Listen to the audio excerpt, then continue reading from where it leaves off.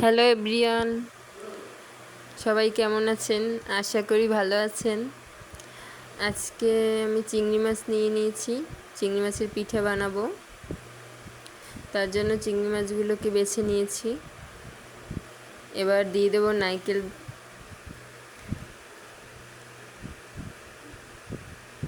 নারকেল দিয়ে দিচ্ছি।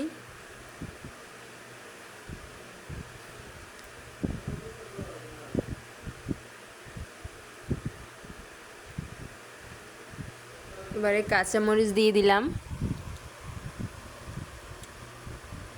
লবণ দিয়ে দিলাম,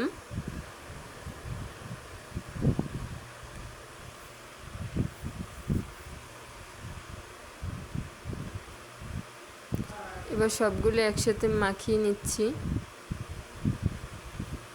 এবার শিলনোড়ায় বেটে নেব। বাটতে হবে খুব সুন্দর করে, যাতে বাটাটা মিহিন হয়। বাটা ভালো হইলে পিঠেটাও ভালোভাবে সফট হবে। দেখুন বেটে নিয়েছি।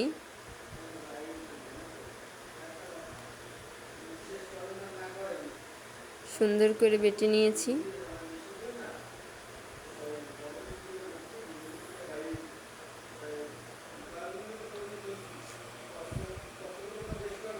এবারে দিয়ে দেব সরিষার তেল,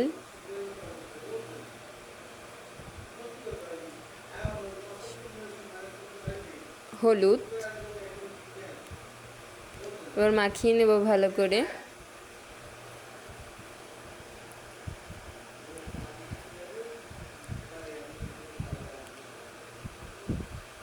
ভালো করে মেখে নিচ্ছি।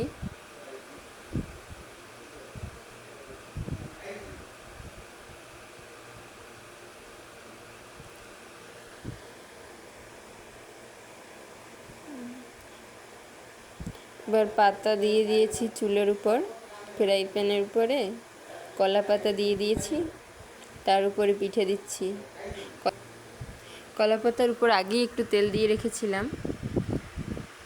এবার পিঠেটাও সুন্দর মতন গোল করে দিয়েছি। এবার ঢাকনা দিয়ে দেব। ঢাকনা দিয়ে দিয়েছি। এবারে কিছুক্ষণ অপেক্ষা করার পর নামিয়ে নেব। দেখুন কি সুন্দর হয়েছে। এবার অন্য পাশ ভেজে নেব, তার জন্য উল্টে দিয়েছি। এপাশ হয়ে গেছে। এবার আবারও কিছুক্ষণ অপেক্ষা করার পর উঠাবো। এই দেখুন হয়ে গেছে, কি সুন্দর হয়েছে। এবার কেটে নিচ্ছি,